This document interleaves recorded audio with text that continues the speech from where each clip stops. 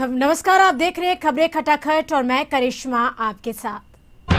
पटना में निगरानी की छापेमारी हुई। मोतिहारी के पीडब्ल्यूडी इंजीनियर के आवास पर रेड किया गया। पाटलिपुत्र में छापेमारी हुई और आय से अधिक संपत्ति मामले में कार्रवाई की गई। अब तक लाखों के जेवरात बरामद हुए हैं। कई संपत्तियों के कागजात भी बरामद किए गए हैं। निगरानी की 3 टीमें छापेमारी कर रही है।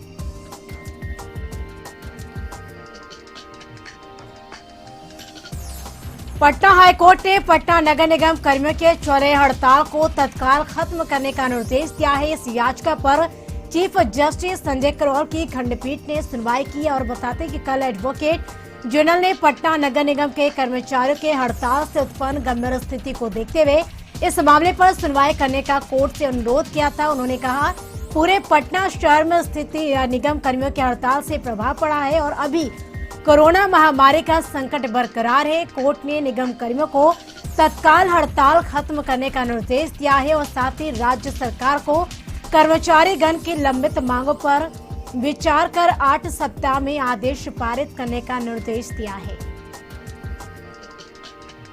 औरंगाबाद में नगर थाना क्षेत्र के महाराजगंज रोड के पंजाब नेशनल बैंक से पैसे निकाल कर जाने के दौरान लुटेरों ने समाज सेवी श्रीधर सिंह से 2,45,000 रुपए की चोरी को घटना को अंजाम दिया।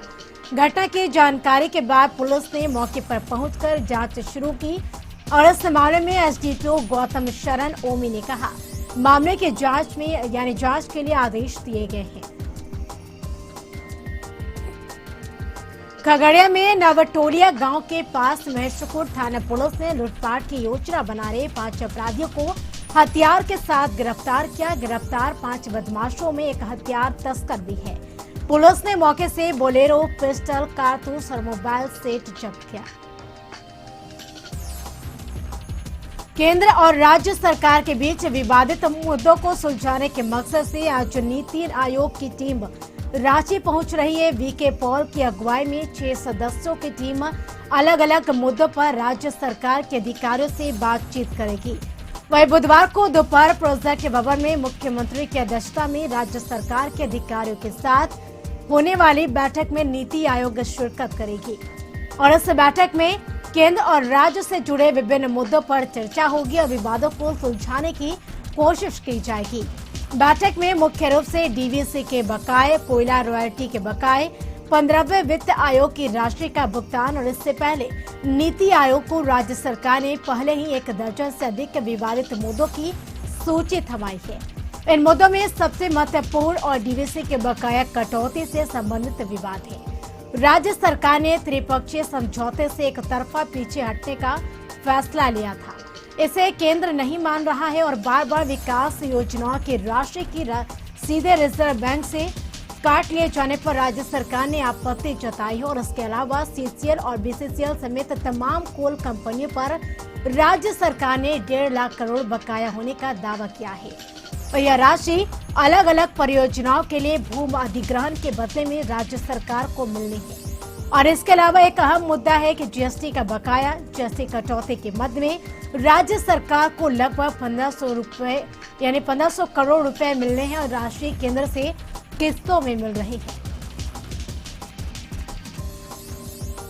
झारखंड में कांग्रेस के पूर्व अध्यक्ष डॉक्टर अजय के एक बयान पर राज्य की राजनीति गर्म हो गई है। कांग्रेस के मौजूदा प्रदेश अध्यक्ष ने डॉक्टर अजय के बयान पर निजी बताया है और उन्होंने कहा है कि अधिकृत रूप से जो बातें कही जाएंगी वही सही है। हम समझते हैं कि डॉक्टर अजय कुमार ने अपने ढंग से सारी बातों को रखा है, मगर हम सरकार में हैं तो हमें आगे बढ़कर बातों को रखना होगा कि नियोजन नीति में क्या कुछ त्रुटियां रह गई है और क्या सुधार इसमें किया जा सकता है। उन्होंने कहा कि बहुत जल्द बताते चले कि हम मुख्यमंत्री से भी मुलाकात करेंगे अपने सीआरपी लीडर आलमगीर आलम के साथ और कई सारे मुद्दे हैं जिस पर बातचीत होगी, मगर महत्वपूर्ण रूप से हमें नियोजन नीति पर चर्चा करनी है और जितनी भी त्रुटियां नियोजन नीति में रह गई है उन सभी बातों को मुख्यमंत्री हेमंत सोरेन के समक्ष रखनी है। वहीं बीजेपी के प्रदेश प्रवक्ता प्रदीप सिन्हा ने कांग्रेस पर निशाना साधते हुए कहा कि पूर्व अध्यक्ष डॉक्टर अजय कुमार ने नियोजन नीति को बकवास बताकर पुष्टि कर दिया है कि भारतीय जनता पार्टी ने जो आरोप लगाया है वह एकदम सही है।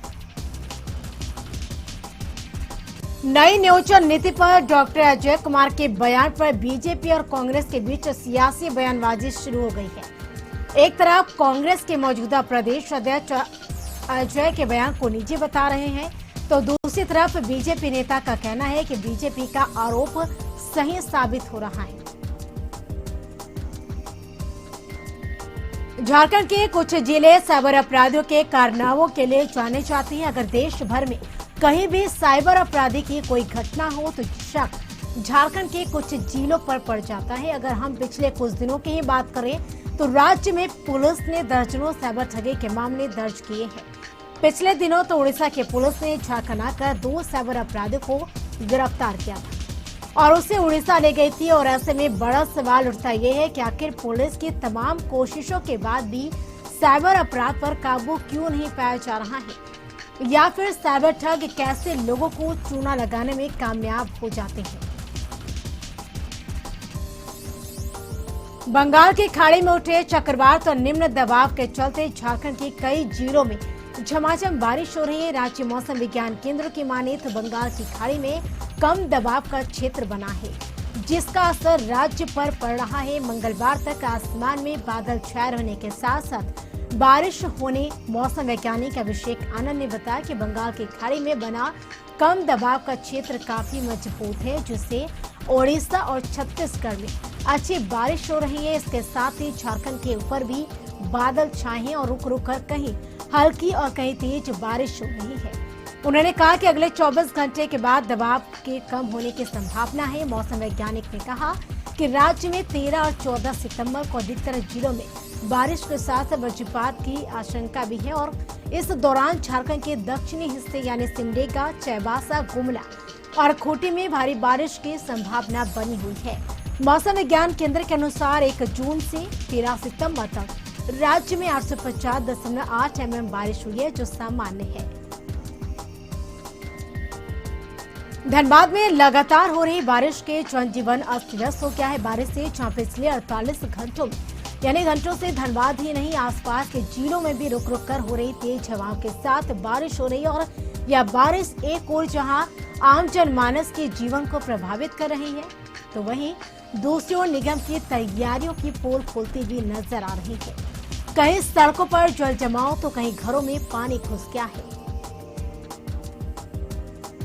गढ़वा जिले में खाद की कालाबाजारी को लेकर किसानों में काफी नाराजगी, कालाबाजारी को लेकर जिसके शिकायत किसानों ने डीसी से सोशल मीडिया पर आवेदन देकर किया था। शिकायत करने के बाद डीसी ने जिला कृषि पदाधिकारी को इस मामले की जांच का निर्देश दिया।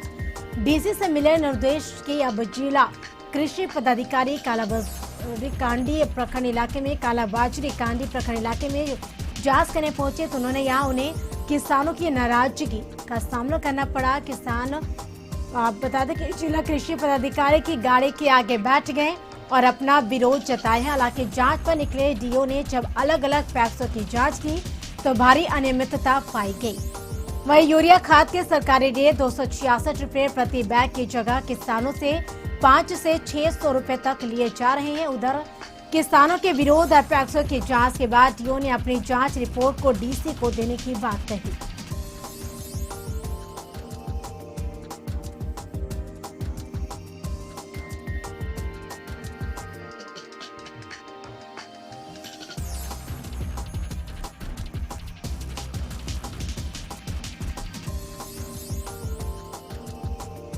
बोकारो में खासकर बच्चों में इन दिनों वायरल फीवर का प्रसार जोरों पर है। डॉक्टरों का कहना है कि उनके यहाँ अगर 100 रोगी आते हैं तो उनमें से 90% मरीजों की तादाद बच्चों की होती है जो वायरल फीवर से पीड़ित होते हैं। डॉक्टरों का कहना है कि सर्दी और जुकाम से पीड़ित बच्चों को हल्के में नहीं लेना चाहिए, फौरन ही डॉक्टर से संपर्क करना चाहिए। डॉक्टरों का कहना है कि कोरोना की तीसरी लहर सबसे ज्यादा बच्चों पर असर डाल सकती है और ऐसे में तुरंत ऐसे बच्चों को लेकर डॉक्टर के पास जाना चाहिए। बच्चों को अनावश्यक घरों से बाहर लेकर नहीं जाना चाहिए और अगर घर से बाहर निकलते भी हैं तो मास्क जरूर पहनना चाहिए। डॉक्टरों का कहना है कि इस मौसम में सभी को गर्म पानी पीना चाहिए और ज्यादा से ज्यादा पानी पीना चाहिए। और फीवर आते ही डॉक्टर से दिखाना चाहिए, ना कि कोई भी बुखार या एंटीबायोटिक की दवा बच्चों को देना चाहिए। देवघर सदर अस्पताल में आउटसोर्सिंग कंपनी के सफाई कर्मियों ने हंगामा खड़ा किया। मौके पर मौजूद फेडरेशन के अध्यक्ष संजय मंडल ने कहा कि बाबा नाम की एक आउटसोर्सिंग कंपनी देवघर सदर अस्पताल में है। तकरीबन 60 सफाई कर्मियों को काम पर रखा है, लेकिन इन्हें एक तो कम वेतन दिया जा रहा है, वहीं दूसरी तरफ उन्हें समय पर वेतन नहीं दिया जा रहा है। पिछले कई महीनों से इनका वेतन बकाया है, बावजूद इसके तरह तरह के बहाने बनाकर इनका वेतन रोका जा रहा है।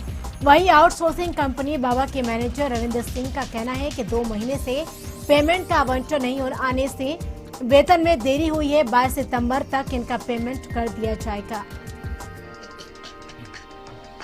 जमशेदपुर की लाइफ लाइन माने जाने वाली मानगो साक्षी मेन रोड पर लंबी जाम लग गई। दरअसल बेतरतीब और ट्रैफिक व्यवस्था के चलते सुबह होते ही मानगो से जमशेदपुर जाने वाली सड़क पर गाड़ियों की लंबी कतार लग जाती है। मानगो से जमशेदपुर में कभी कतार तो 4 घंटों का समय लग जाता है।